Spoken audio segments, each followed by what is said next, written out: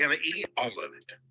So I'm going to give you some brief things that I think will improve a day. Now, life has three basic pleasures: creativity, which is the beginning, progress, and a completion. Three different pleasures: beginning, birthing, creativity, birthing something exciting. Good morning, good people. Good morning, good family. Good morning, coffee and crypto community. I appreciate you guys for tuning in. If you are live right now, direct and in full effect with me, just make sure you drop those coffee emojis. We are live on YouTube. We're live here on Zoom. And I want to say thank you to each and every single one of you all. Please take the time and send this link out. I'm going to go ahead and text this to a couple of people. I'm going to personally text this over to a few people that I want to see on the call today, because I know for a fact that what's happening right now in crypto, we'll never see a moment like this again. This is the defining moment. I'm gonna tell you, today's episode is called the defining moment of crypto. All right, today's episode is the defining moment of crypto. We are literally in the definition phase of crypto. What people will know of crypto will come after today, after today's call, because we have had the hearing at Congress, and boy, has it been a spicy hearing. So with that being said, go ahead, please smash that subscribe button, and make sure you guys also, if you like this video, smash the like button on my YouTube. If you're tuning in on the Zoom, go over to the YouTube channel for me real quick, the Oh My Crypto Network, find the live call and smash that like button. The likes really help for more people to be able to find this. I believe people deserve this content, and we're going to give it to them each and every single Tuesday and Thursday. Welcome to Coffee and Crypto. We'll get started in the next few minutes. That's why our future, when we talk about something we're going to create, something we're going to do, we get excited. And then we observe and evaluate any progress we're making. Then when we complete something, it's finished, we are at another level of pleasure. Now, you want to identify what pleasures you, what excites you. Remember that you should be the most important person in your life. You must invest in yourself. If I take care of me, I can take care of my father. If I take care of my mind, I can take care of my family. I can take care of others. Remember your personal importance, and do not make all of your investment in others, because you're the CEO of your company. So you want to see yourself as extremely important in your world. So you invest in you, because the best gift you can give anybody is a happy you. The greatest gift you can give somebody is a happy you. But you want to give attention to yourself, because nobody is thinking about you all day. They're thinking about them. Even a critic, the only time they thought about you is when they criticize you. So we're going to take care of our mind. We're going to take care of our life. We're going to identify what pleasures us. And we spend our life looking for it, finding it, and we begin to improve our life through knowledge. And that's the purpose of knowledge, is the ability to make changes. Remember that life is a collection of goals.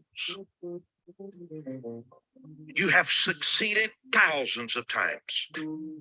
Success is the obtaining of something you want. Your desires will change. Your goals will continuously change. Your goals will continuously change.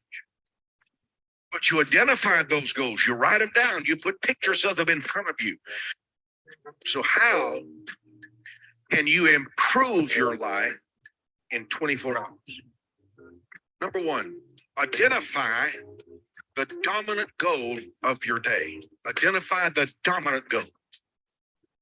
Always identify the dominant goal. And that's what you believe, if you succeed that day, that's the thing you need to succeed at. But what's the dominant goal? What's the one thing every day that if you achieve it, the day was successful? Identify one. What has to happen today for me to feel like this day was successful? Choose one thing a day, and if you accomplish that, it has been an achievement. Just one thing. Number two, view today as an investment of preparation for tomorrow. View today as it's an investment. Something you do today will create a reward tomorrow. What you're doing today, you won't just reap today. Today's not a harvest. Today's a seed. You today as it's an investment. Something you do today will create a reward tomorrow. What you're doing today, you won't just reap today. Today's not a harvest. Today's a seed.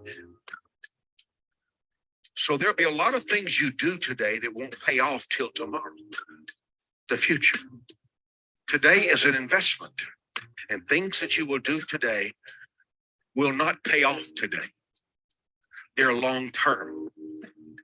So today, part of today is a seed, so that I will walk into the harvest a month from now. It'll be waiting for me. 3, name the theme of the day. I name a theme every day. Create a theme for. What is going on, family? Welcome to Coffee and Crypto. I appreciate each and every single one of y'all taking the time out to tune in, all right, to the show. Today's call, all right, is about to be absolutely amazing one. Before we get started, let me make sure that I'm recording the audio here on YouTube. Give me 2 seconds, family. And just like that, we are live. Coffee and Crypto episode. What episode are we on today, man? It's definitely getting hard to keep up. We're on episode number 64. All right, we are pushing, we're trucking. Shout out to the YouTube fam. I see y'all tuning in. Thanks for smashing that like button. I'm gonna go ahead and like it myself. If you do not know, this is the YouTube channel right here. I'm gonna go ahead and drop it inside the Zoom chat. So if you do not follow, if you're not subscribed to my YouTube channel, please click that link that I just dropped here on Zoom. And if you're tuning in on YouTube, please make it a thing to just go and smash the like button real quick for me. I want to say welcome to a lot of new people to the call. Welcome Malcolm Hughes. Appreciate you for hopping on. Let's see. Welcome Tanya. And as we got more people that will be tuning in, just do me a favor to all of the loyal watchers, my viewers, my coffee drinkers, my tea drinkers, my Kryptonians. We are moving into a brand new era. All right, and something that I heard that I was listening to, the name of that audio was called How to Improve Your Life in 24 Hours. I heard Grant Cardone say that he's not focused. And this was a game changer for me. This was a game changer for me. He said that he does not spend tomorrow's money. Grant Cardone says that the problem with people is that they spend tomorrow's money. You cannot spend tomorrow's money. So why am I saying that? I'm also saying that you cannot live necessarily for tomorrow. You got to live for right now, the next 24 hours, right? There is no such thing as present. There is no present, because every time if I snap my finger, that snap is in the past. So you either got the past or you got the future. But the present of the moment is right now. And I want you to focus, all right, on every single second of your life leading over the next 24 hours to being the greatest seconds. Guys, we are moving into the last seconds where crypto regulation's about to happen. If you didn't know, now you know. If you leave this show and you said, man, I could have took advantage of this cryptocurrency revolution, I'm going to tell you right now, all of the information that you're going to get today is not from my mouth, but it's from the senators of the United States and all of the, some of the largest people who are investors in this country have literally met on the 13th, 2 days ago, to talk about what's going to happen within regulation. And what he said in the 24 hours that stuck to me was he said this. He said that how do you improve your life in 24 hours? He said that one of the best ways to do that is by making sure, I forgot what he said, y'all. Let me run it back real quick. I had a brain fart, but I'm not perfect, but I want y'all to hear what he said. For me to feel like this day was successful, choose one thing a day. And if you accomplish that, It has been an achievement. Just Boom. One thing today that we have accomplished, that we're going to accomplish, is that we are about to literally set the precedent for ourselves in regards to our investment future of cryptocurrency. I need y'all to go ahead and drop some coffee emojis. I'm about to go ahead and share my screen. Today's call is literally video packed. All right, put your headphones in. All right, grab yourself some tea, some coffee, and just sit back. There's a lot of videos to cover. All right, and we may run over on time today. I just want to be real with y'all. All right, we usually speak about an hour here, less than an hour, but today's call is definitely juicy. So I want to say welcome to Coffee and Crypto to all the new people, and to the people that have been here since day one. I want to say thank you for continuing to show up, not only to support me, but for your success. Let's get it. So this very first video that I'm going to show you all, number one is from Crypto Erie. All right, I love following her on Twitter. All right, she said, using the Hatch Act, all right, a federal law prohibiting those employed in the executive branch of the government from being involved in political campaign activities. So first off, what we got to do is we got to go look up what is the Hatch Act. See, I'm not one of those people that's going to sit around and act like I know. All right, so let's go see what the Hatch Act really is. So the Hatch Act, all right, is a federal law passed in 1939, limits certain political activities of federal employees, as well as some state, DC, and local government employees who work in connection with federally funded programs. The law's purposes are to ensure that federal programs are administered in a nonpartisan fashion to protect federal employees from political coercion in the workplace, and to ensure that federal employees are advanced based on merit and not based on political affiliation.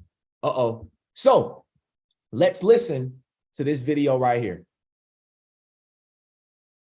Will the president return that donation? Does he call on all politicians who got campaign donations that may have come from customer money to return those funds? So the question was, do you think that the president and the Democratic Party and the Republicans should return the money that FTX CEO Sam Bankman-Fried donated to them? Do you guys believe that they should turn around and refund that money back to investors? If you feel like yes, go ahead and drop a coffee emoji. If you feel like no, drop a no. All right, but let's listen to the rest of this video. Look, I'm covered here by the Hatch Act, limited on what I can say, and anything that's connected to political contributions from here, I would have to refer you to the DNC. I'm asking the president's opinion, though. Does he want those people who? Well, you asked me two questions. You asked me about will he return the donations, and then you asked me about his opinion. I'm answering the first part, which is I'm covered by the Hatch Act from here. I'm limited on what I can say, and I just can't talk to political contributions or anything related to that. I cannot speak about it from here. And his opinion, though. I just cannot speak to this from here. Even his opinion, even his thoughts about the contributions, donations, I cannot speak about that from here. And then are you covered by the Hatch Act? I am covered by the Hatch Act, which I'm happy to say over and over again, because we believe in the rule of law here. So she's protected, and so is all the other politicians, by the Hatch Act, which we know was put in place in 1939, right? Michael Brandt says, I believe it's illegal to keep donations that are associated with a fraud. As a matter of fact, I know it's illegal. Me too. It's not even that it's illegal, it's unethical, it's unmoral, right? These politicians are being extremely unethical. And so I want to just pop off today's show with that, just to show you all kind of where we're at. Now, we're dealing, okay, check this. We're dealing with this whole show today is from members of Congress, okay? Members of Congress, people who are either Democratic, people who are either Republican, all right? It's a bipartisan argument that's happening in Congress right now, all right? And so let's go ahead and see what is the temperature. Now, before we go forward, I want to tell you all this. It is all over the place. It's super balanced right now. You got members that are saying, man, listen, I think that this whole industry is a scam and it needs to just be deleted completely. People need to stop believing in crypto. Then you have these other senators that's like, hey, it's just these companies, that it's just a couple of bad players, but that does not mean that the technology cannot change our world. Listen up.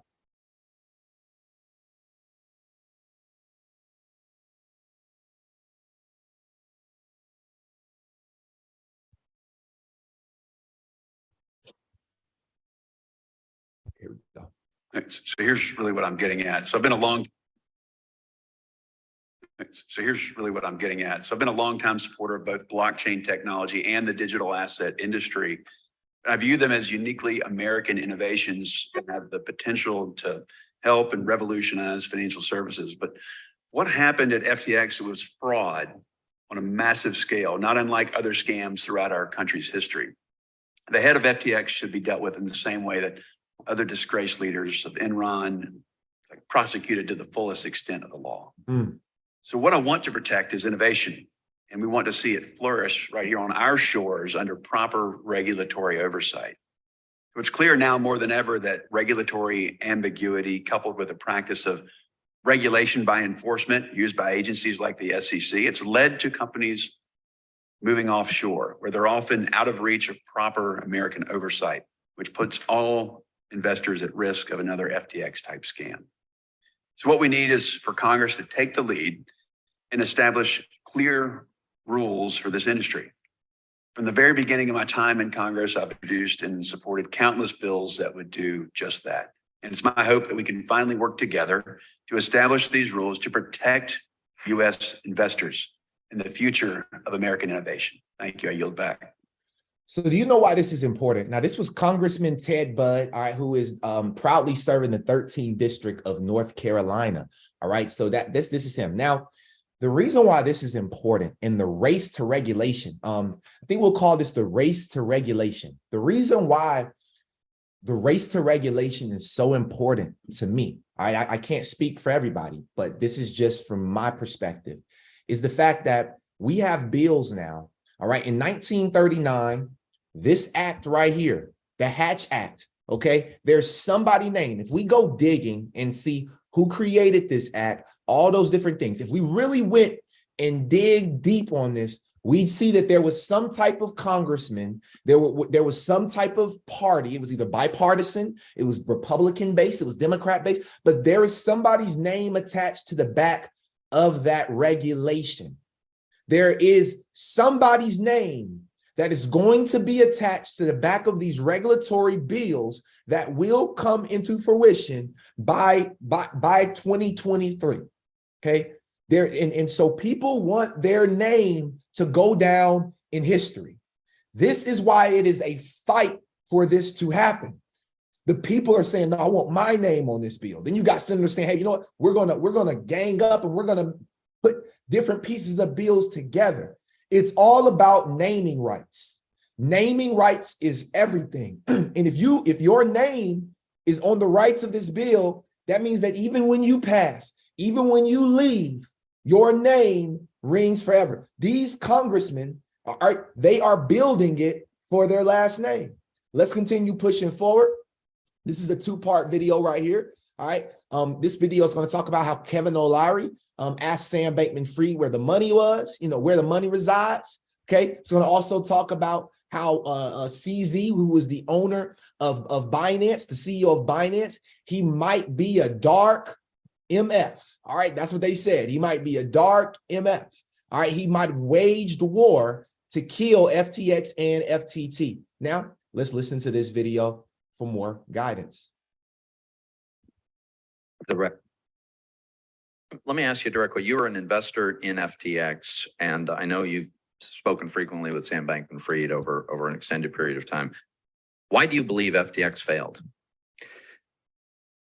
I have an opinion. I don't have the records. Here it is.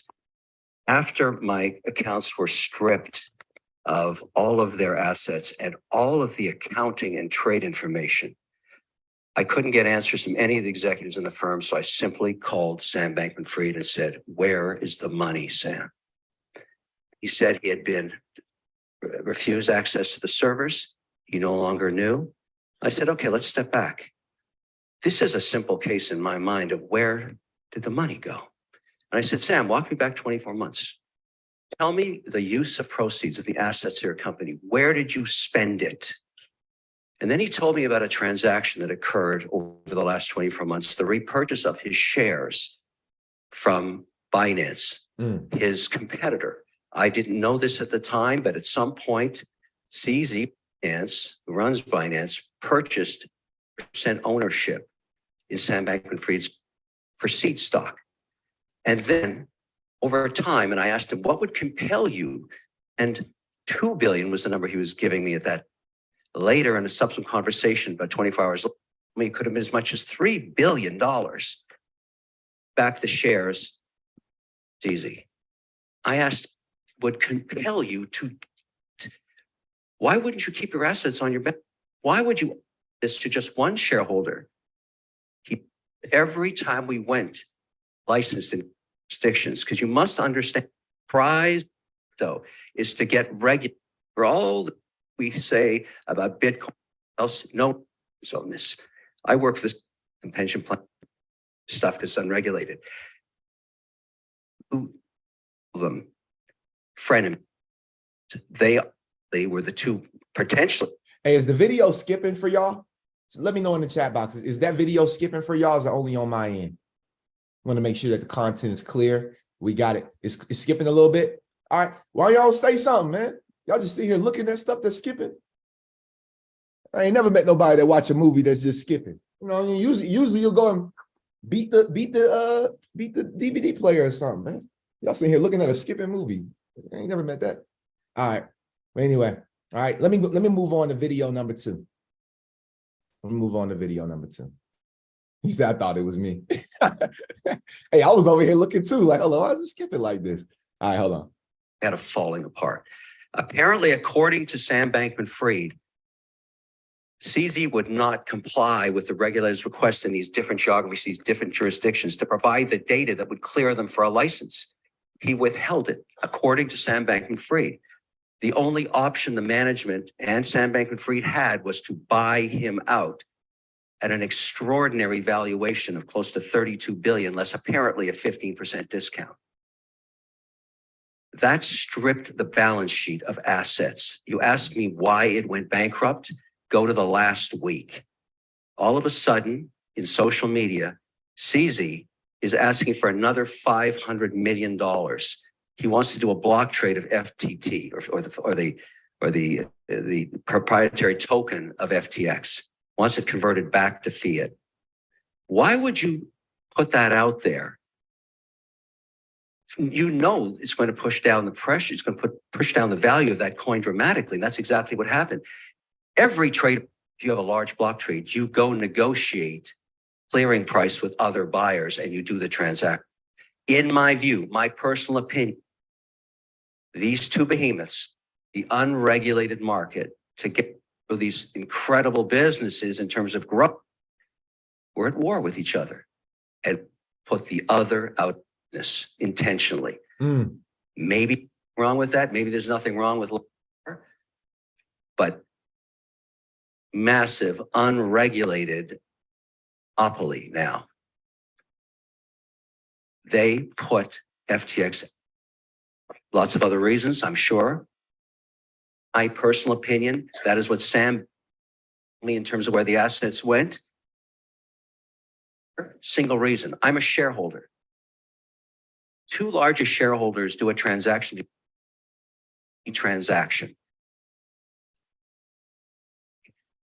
Maybe I want a made on those. Hey, I think maybe I want video. to. Sorry, you're a 3 minute. So I think that's just the video, but let's continue to push forward. Now, I got another clip right here, so we'll replay. Why do you believe FTX failed?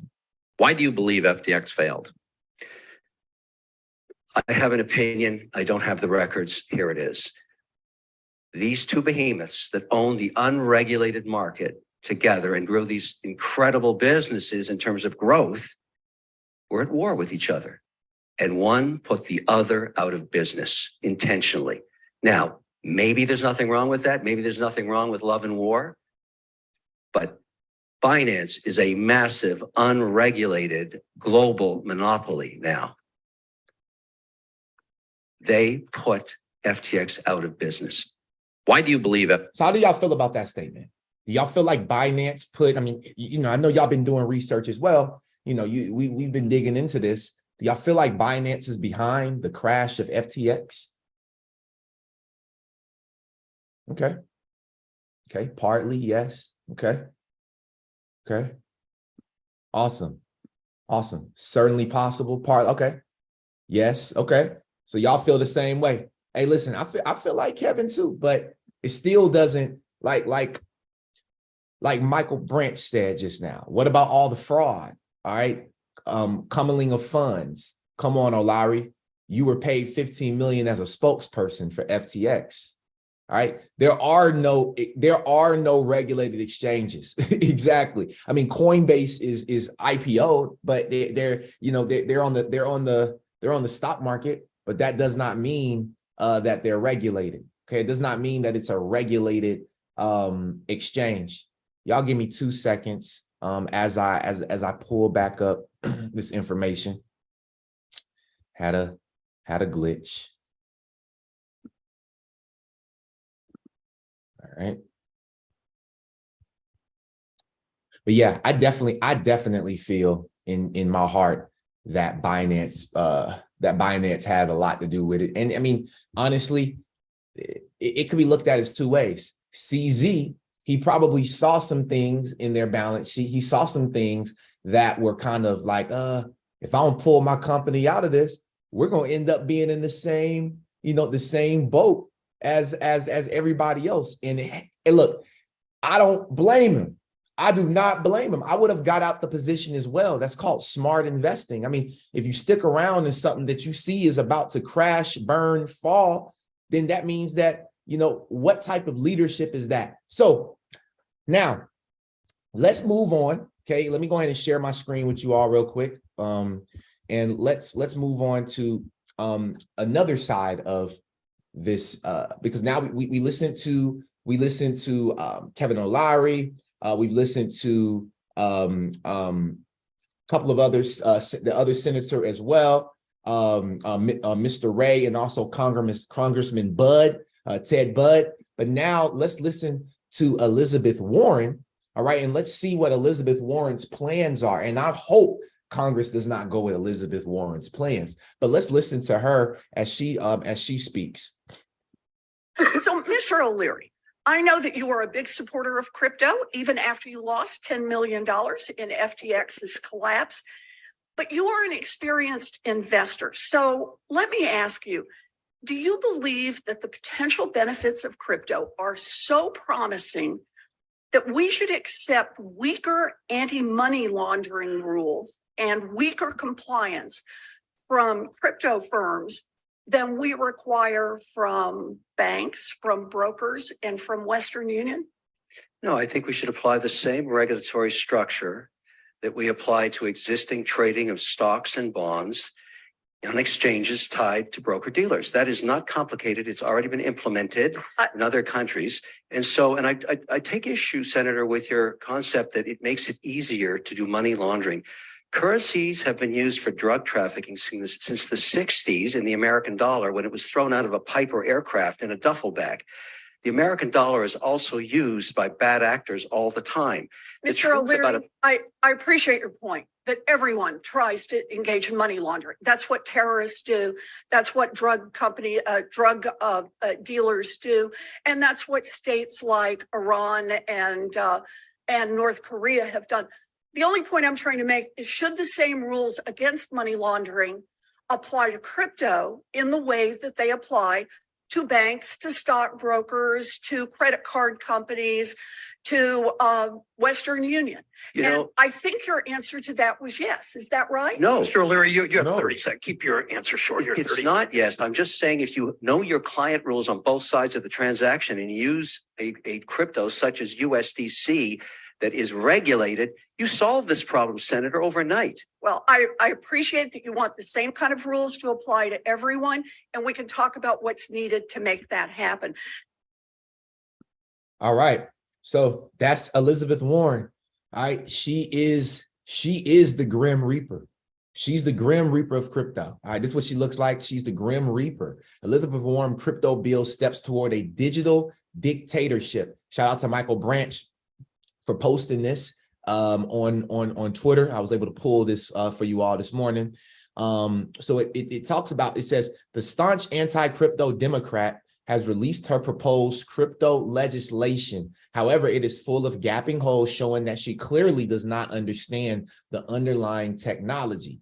The bill is intended to require the Financial Crimes Enforcement Network to issue guidance on digital assets. In other words, she wants to treat the industry and asset class as criminal entities. All right, that was the latest tirade from the politician who clearly lost the crypto industry and all involved with it. Right? She says rogue nations, oligarchs, and drug lords are using crypto to launder billions, evade sanctions, and finance terrorism. My bipartisan bill puts common sense rules in place to help close crypto money laundering loopholes and protect our national security.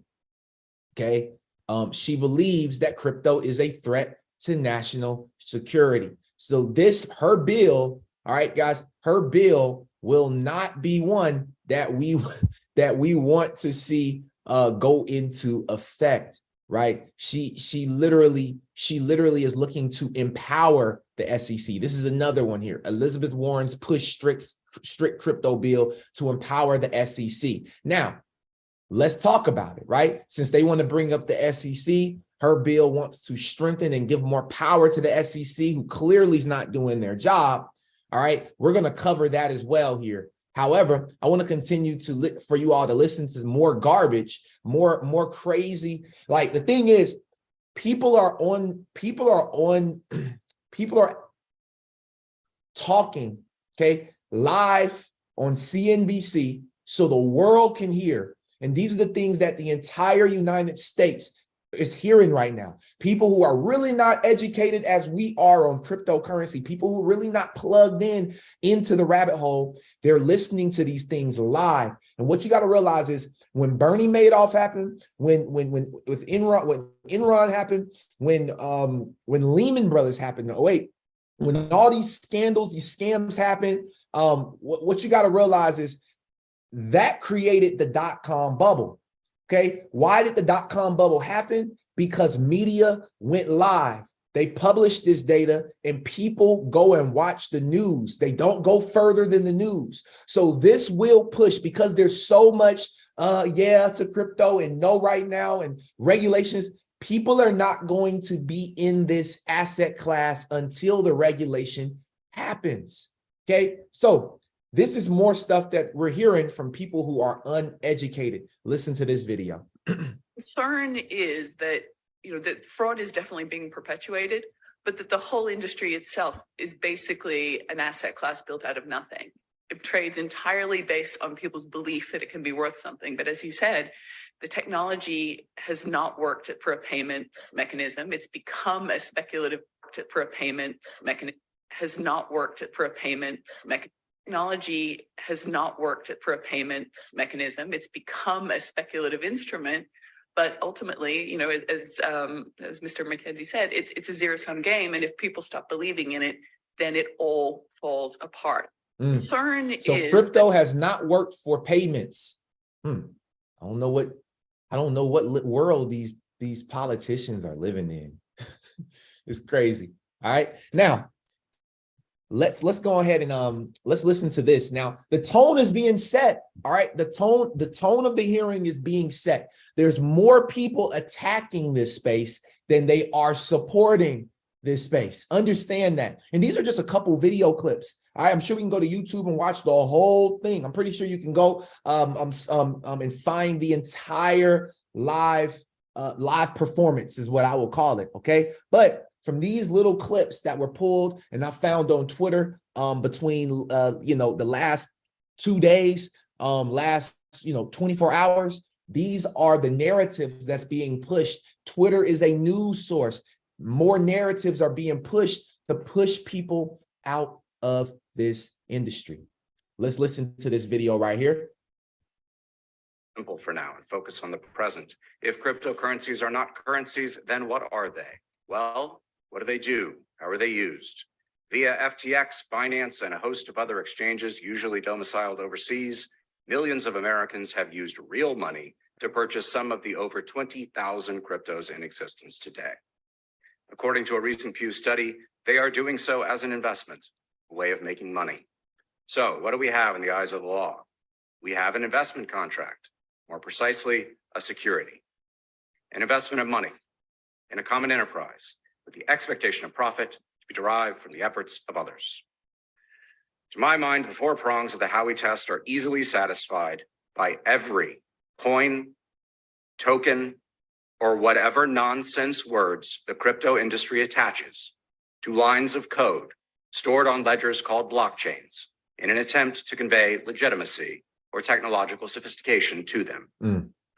But if these cryptos are securities, they are bizarre ones. They offer no products, no services, no revenue streams. The projects they represent accomplish almost nothing in the real world that cannot be done better by other means and add no overall value to our economy or any other. They are best a vehicle for speculation, an exercise in a zero-sum game of chance, much like online poker. At worst, they are an instrument of crime. Surveying the cryptocurrency mania during the summer of last year, I came to a terrifying conclusion. The supposedly multi-trillion-dollar industry was nothing more than a massive speculative bubble bound to pop. Worse than that, I had myriad reasons to believe that the crypto bubble was built on a foundation of fraud. Investment contracts that are effectively valueless are often described as Ponzi schemes, which are regulated under American law by the Securities and Exchange Commission. In my opinion, the cryptocurrency industry represents the largest Ponzi scheme in history. In fact, by the time the dust settles, crypto may well represent a fraud at least 10 times bigger than Madoff. The fact that it is roped in. A fraud 10 times bigger than Madoff. Wow. Isn't he an actor? Exactly. Let's keep pushing forward. Let's keep pushing forward. So now, my boy, now look, I rock with Pat. Like Pat talked my type of language. Like if I was in Congress, this is how I would have responded. Like Pat is really the GOAT. Like Pat need to hop on here and let's do an interview. Let me start with Ms. Schulp.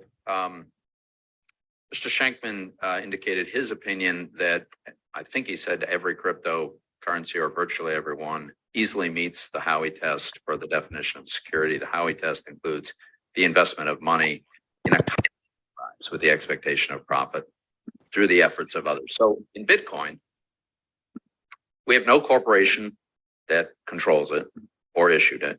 We have no individual. We have no committee. It seems to me purely decentralized. Isn't it hard to establish that there's a common enterprise when there is no central authority that controls and operates it?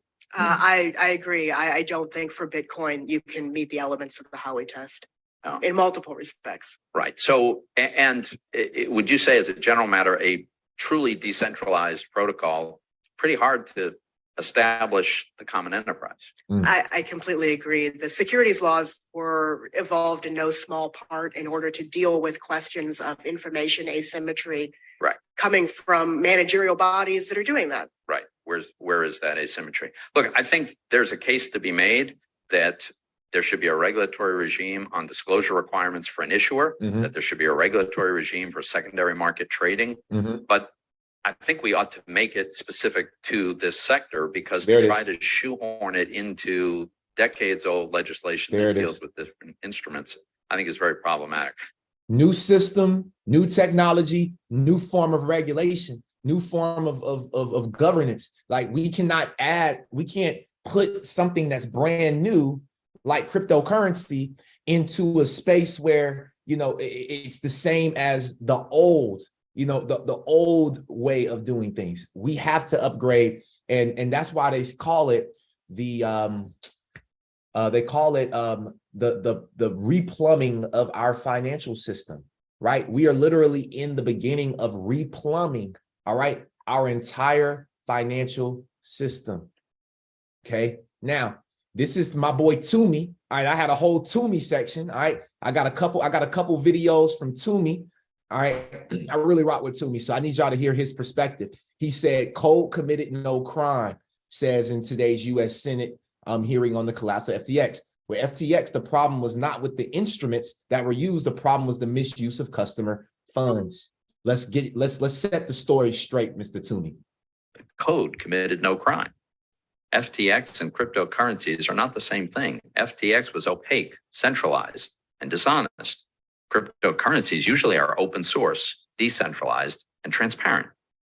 To those who think this episode justifies banning crypto, and I've actually heard that suggested, I'd ask you to think about several other historical parallels. The 2008 financial crisis involved obvious misuse of products related to mortgages. Did we decide to ban mortgages? Of course not. Commodity brokerage firm run by former New Jersey Senator John Corzine collapsed after customer funds, including US dollars, were misappropriated to fill a shortfall from the firm's trading losses. Nobody suggested that the problem was the US dollar or that we should ban it. With FTX, the problem is not the instruments that were used. The problem was the misuse of customer funds, gross mismanagement, and likely illegal behavior. The code committed no crime. Now, this was an interview that he took on Squawk Box. I'm guessing after probably while they had a break in Congress or whatever. So they caught him live on Squawk Box. All right. And so and pretty much talks about the same thing. He talks about the collapse of FTX is not an indictment of crypto. It's an indictment of those who misuse customer funds. All right. So I really like the angle that Senator Toomey is taking on this, right? He's not saying that, this industry is not prevalent for crime, for fraud, right? But that because of the fact that we don't have the proper infrastructure, the proper regulatory tone, like the tonality of this room, of this courtroom, I would say, is really, really miscued. And it's because not enough people like Senator Toomey has done their research. He really could understand what he can explain what blockchain is. Whereas you turn around and you listen to Elizabeth Warren and all these other people who are against this, right? Is getting really crazy, man. So hopefully Senator Toomey and a couple other people can turn these people around. Now, this came out a day ago. U.S. lawmakers calls on the SEC chair Gensler to testify about his crypto regulatory failures. All right. So we all know that the time bomb is ticking. The time bomb is ticking. Gary Gensler is literally on borrowed time right now. Like he don't have a whole lot of time left. These people are down his throat. All right. And so this right here is from Representative John Rose, who is representing and serving the Tennessee 6th Congressional District. All right. So let's listen to what he had to say about Chairman Gensler. The collapse of FTX. Mismanagement of funds, the use of complex margin and collateralization of certain digital assets, and of course, alleged fraud. The timing of the events of the last 12 hours is certainly interesting. As a recovering attorney, it makes me wonder why a prosecutor wouldn't want to potentially add lying to Congress to accompany the list of charges against Mr. Bankman-Fried. It also makes me wonder why the SEC waited until today to file its own charges. There we go. Frankly, Chair Gensler has failed at his job, and worst of all, he has failed to protect investors, which is one of the key components of the SEC's tripartite mission. Mm-hmm. Similarly, while he has been asleep at the wheel, the Democratic majority has failed to have him to testify before this committee for over 14 months, which I believe is a disservice to investors. I hope that in a few weeks that we in the new Republican majority will finally start to hold the Biden administration accountable for their failures. Now, I see my time is limited. The Republican majority, all right, they said, we taking over.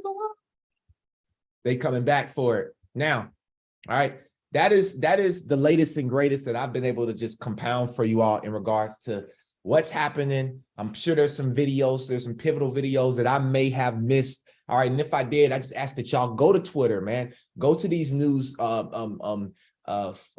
forums and just go do your own research. You know, we can only cover so much, but I'm trying to compound the best of the best videos that I could for this show to show you guys where we are in the state of growth in this industry, mindset. Guys, after people really start to see what's happening on CNBC, and I'm talking about the average investor, the investor that does not know much about blockchain, that does not know much about crypto, I promise you, we are about to see a downturn. It does not seem like it's light. There is light at the end of the road, at the end of the tunnel. But I'm telling you right now, it does not seem like we are close to the end of the tunnel yet.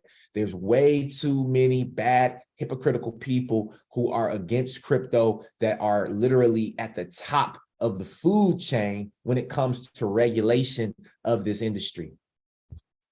But what we're going to do is we're going to continue to stay diligent in our research. And what I'm going to do, I can't tell you what to do.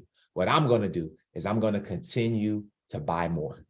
All right. Now, I got a few more videos. I got a few more things to show you guys. All right. Stick around. It's about to get really good. We're not done yet. This right here was from Melinda Gates. All right. Melinda Gates, she had an interview with the IMF, the International Monetary Fund. And I want you guys to hear about what she talked about when it comes to digital regulatory environment, laying digital rails. Okay, we're talking about the global ID system, which we covered. We pretty much cover this on every episode. All right, listen to this agenda. And we know that Bill and Melinda Gates, they own a lot of land, right? They own a lot of land, but they also are big on political investments, making investments to political parties. And so we have to listen to what is going on as well in regards to this side of thinking. Listen up. Melinda. Thank you. I think, first of all, there is absolutely nothing that we do as a foundation that isn't in partnership with others. It's the only way to get things to move forward on behalf of the world, and particularly in women. So let me give a couple of very specific economic examples of how to pull women into the economy. India. We have been working with India now for over 20 years. When the pandemic broke out, luckily, they had already done two things. In an open sourced way, we had been working with them in their regulatory environment to start laying the digital rails down. They had a national ID system, and they already had digital bank accounts en masse out in the population. What happened during COVID was, of course, many people got pushed out of the workforce and were at home. What they knew was to make good social protection payments, they should run those through the digital rails into the digital bank accounts and get them in the hands of women. Because the prime minister and the government knew that if a woman had that social protection payment, the way she spent it was for her family and her household. Now, into the digital bank accounts and get them in the hands of women. Many people got pushed out of the workforce and were at home. What they knew was to make good social protection payments, they should run those through the digital rails into the digital bank accounts and get them in the hands of women. Because the prime minister and the government knew that if a woman had that social protection payment, the way she spent it was for her family and her household. Now, what is happening in India is because of these digital rails, where the prices are basically zero to put money in and out of the system, literally millions of people are using them, hundreds of millions, and they are finally reaching the last mile. They're actually reaching poor women with digital bank accounts, and they're reaching the middle class and high income. The last mile to global payments. She said it out her mouth. We are reaching. Let me run it back a little bit. Listen. Using them, hundreds of millions, and they are finally reaching the last mile. They're actually reaching poor women with digital bank accounts. And we're in the last mile, y'all. This is the last stretch. All right, this is the last stretch. Now what's happening? Santander, okay, ending all payments to crypto exchanges, happened December 13th. Santander is a Ripple partner. I don't know, but they're ending all payments, right? Santander clearly doesn't like crypto. That's the headline, okay? It says, keeping our customers safe from cryptocurrency scams is top priority. We intend to further protect customers by blocking all faster payments we identify to cryptocurrency exchanges from Santander accounts. This will be implemented during 2023, okay? So that is what's happening in regards to Santander, okay? Then we move forward and now we talk XRP, right? We're moving into the XRP side, segment of this show. You know, we always end it with XRP. So a couple of updates, Brad Kimes and Ben Armstrong. Shout out to Brad Kimes. Brad Kimes shouts out. I mean, that's Digital Perspective. Digital Asset Investor is the one who posted this, but Brad Kimes is Dig Perspectives. Make sure y'all follow him on Twitter. He's always shouting out and retweeting Michael Branch. So literally, we have someone that literally makes a choice. I just want to say thank you to Mr. Branch for always getting on the show, because it's like I got a guardian angel on the show to just make sure that, you know, everything is handled in the comments properly. Like, you know, like y'all get value from me talking, then you can go over there and you can read the comments from Mr. Branch, someone who's being retweeted daily. Like literally, I could go to the Digital Perspective page right now, and I guarantee you will see something from Mr. Branch. Look, within a few scrolls. Watch this. Watch it. Boom. Y'all thought, oh, three of them back to back. Y'all think this is a game? Like, look, he's coming to Mr. Branch's. Look, he's coming to Mr. Branch's post. Mr. Branch, look, all over. Look, back to back to back to back. This is a guy who we have on the call right now that is so like, you guys don't even understand, man. Like, he's not even on the call no more. He popped off. But I need y'all to understand something. Like, to have this type of access is unwarranted. So I just wanted to just shout out Mr. Branch and give flowers where flowers are due. But let's go ahead and get up out of here, man. We got this last video, and I have one more article to show you all, and then we'll open up this call for a question for our Q&A segment. And it is speculative, right? But it is like an ultimate goal kind of thing. And if you think about, the idea of bridge work, or XRP working as a bridge currency in the respect that you just described, like I said, if every country's holding a little bit of it, or their central bank's already holding some of it, this gets quite interesting too, because if you go into that summary judgment, they have pre-allocated contracts, but we don't know exactly how many and to whom. Mm-hmm. And there's lots of speculation about who those pre-allocated contracts of XRP could be to. And it gets quite interesting if we get clarity and then aliens? We find out, what's that? Or some of these contracts with possibly aliens?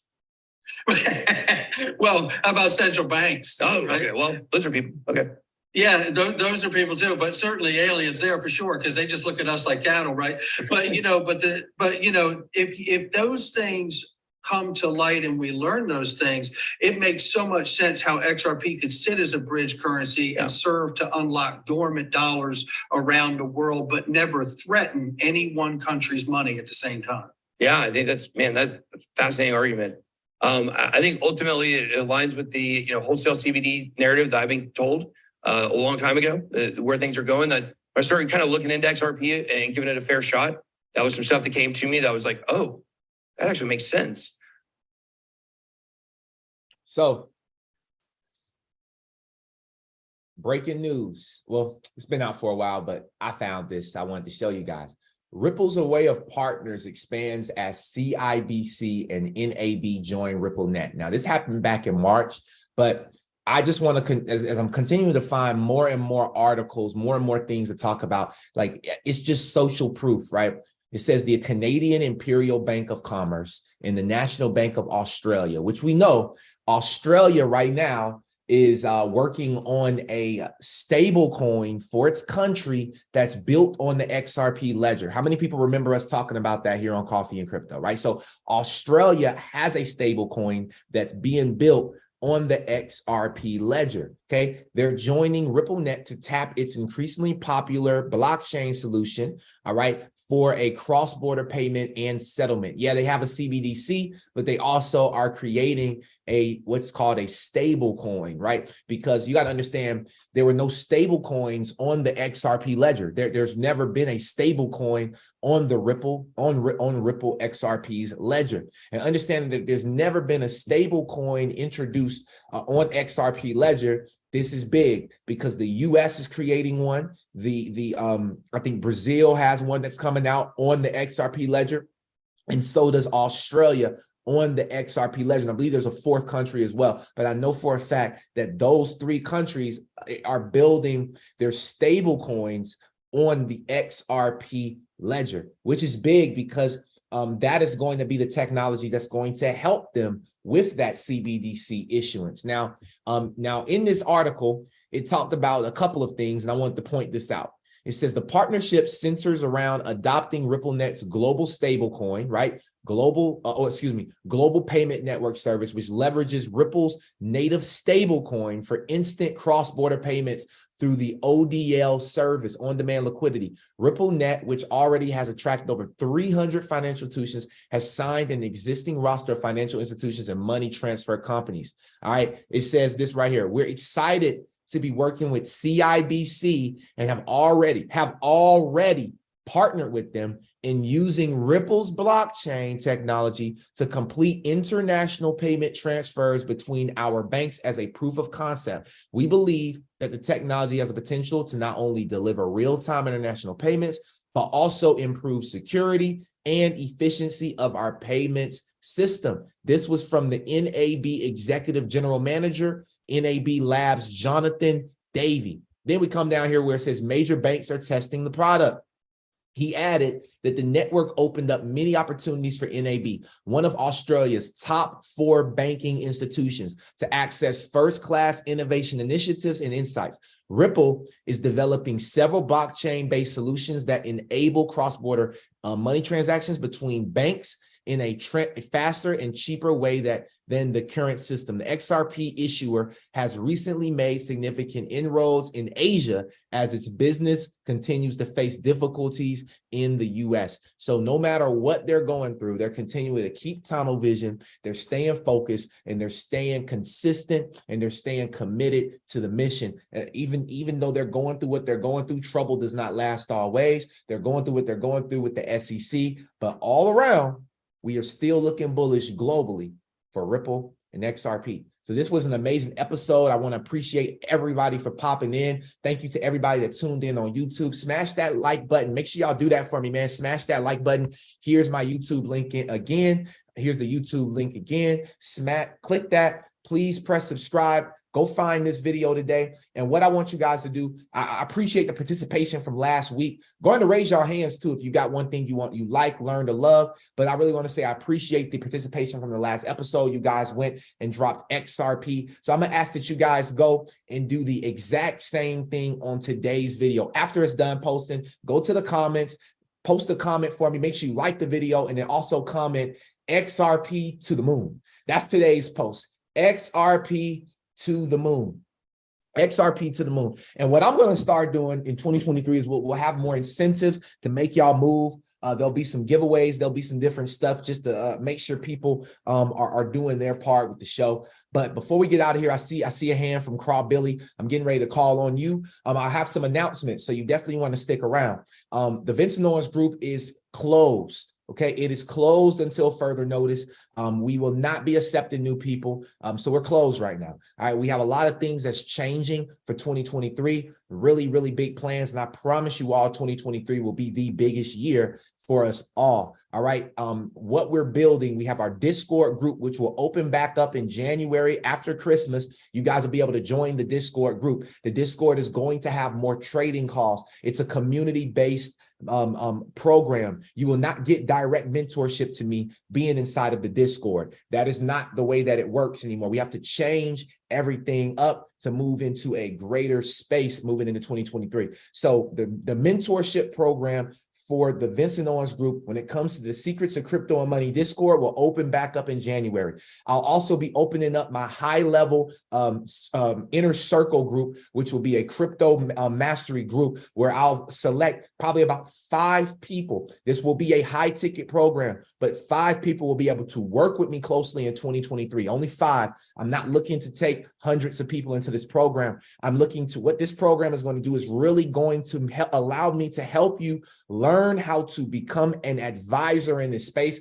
I've spent the last 4 years dedicated to this, and I'm literally going to spend the rest of my life dedicated to this space. So in 2021, it'll be about 5, maybe 10 spots. I have not decided on how many people I can actually take, but I think that I bit off more than I could chew this year. And I learned a lot, all right? I learned a lot, and I really appreciate working with all of you. I mean, most of you guys were like literally private students of mine throughout this year, and I just want to say thank you.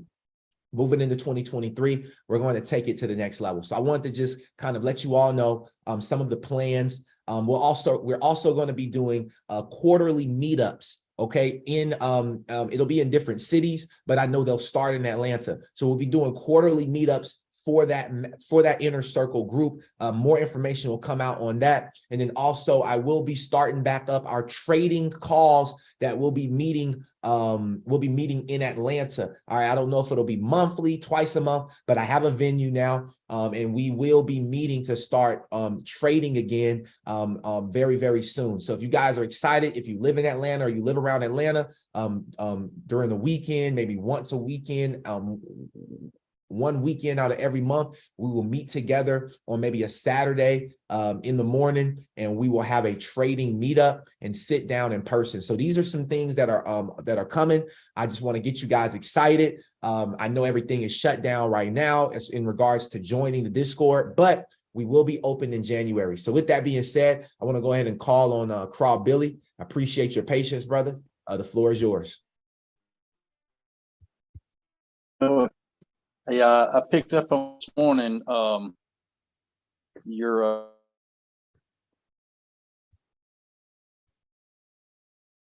Hold on, Billy. You muted yourself. Give me 1 second. There you go, Billy. all right, yeah. So I picked up on that this morning about this is not the harvest, that this is the seed.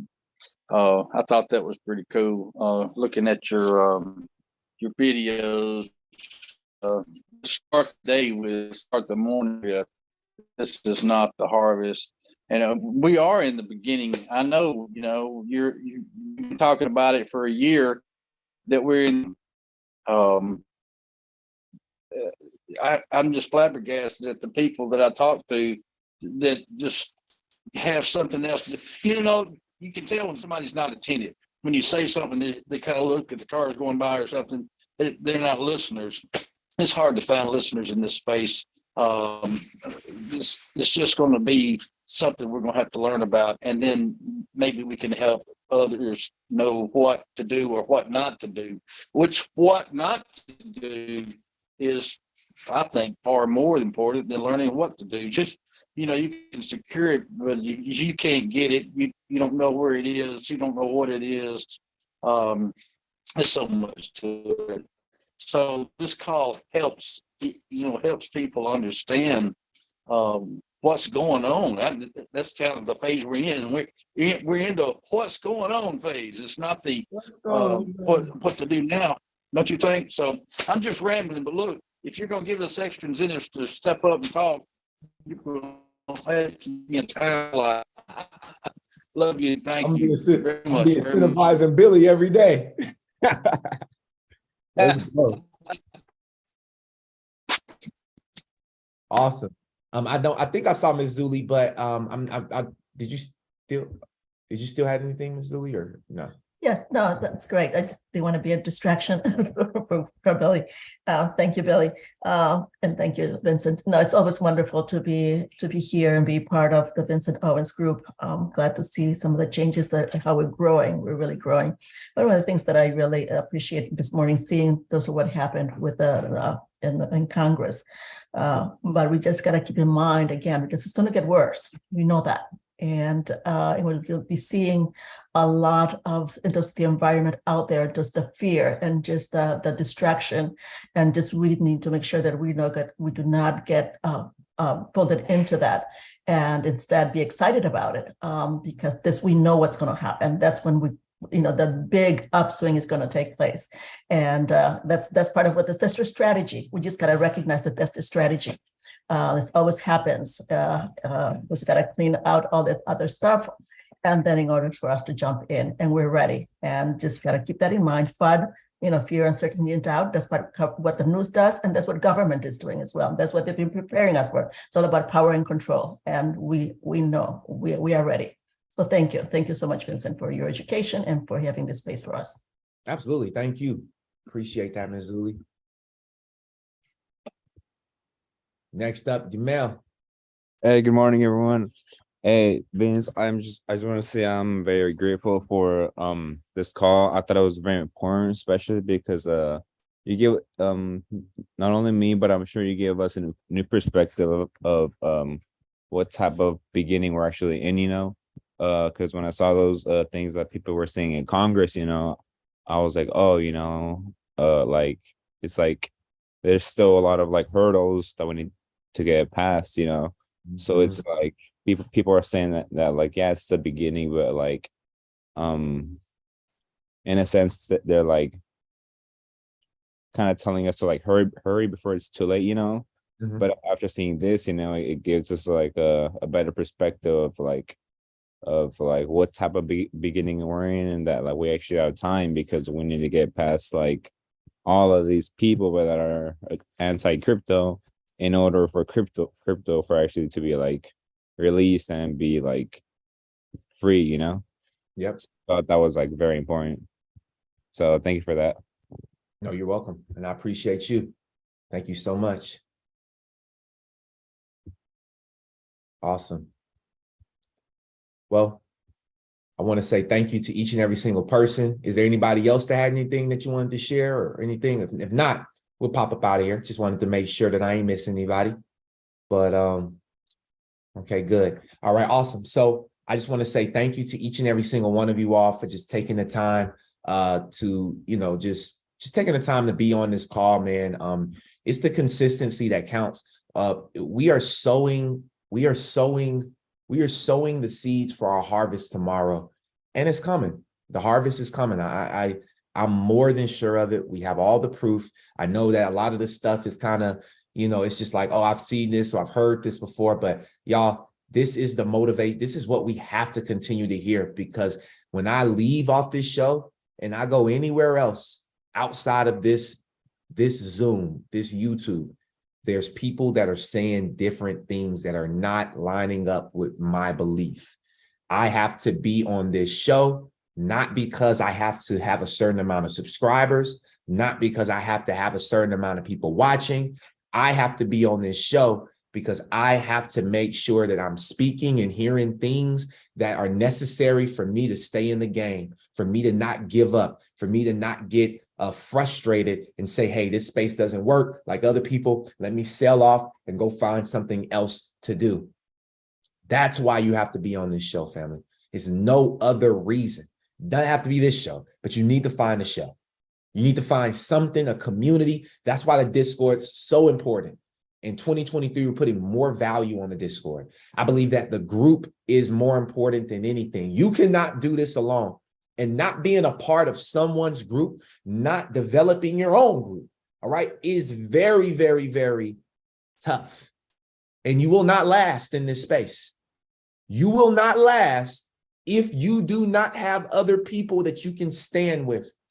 So with that being said, 2023 will be coming back better, more improved. The Secrets of Crypto and Money Mastery Academy will take flight. And I hope each and every single one of you all will be with us And with that being said, I want to say have an amazing rest of your day. I think Billy might have had one thing to say. Billy, did you have something? I did. Hey, so look, I have if we're off the air kind of thing, I have a question. I think it would be a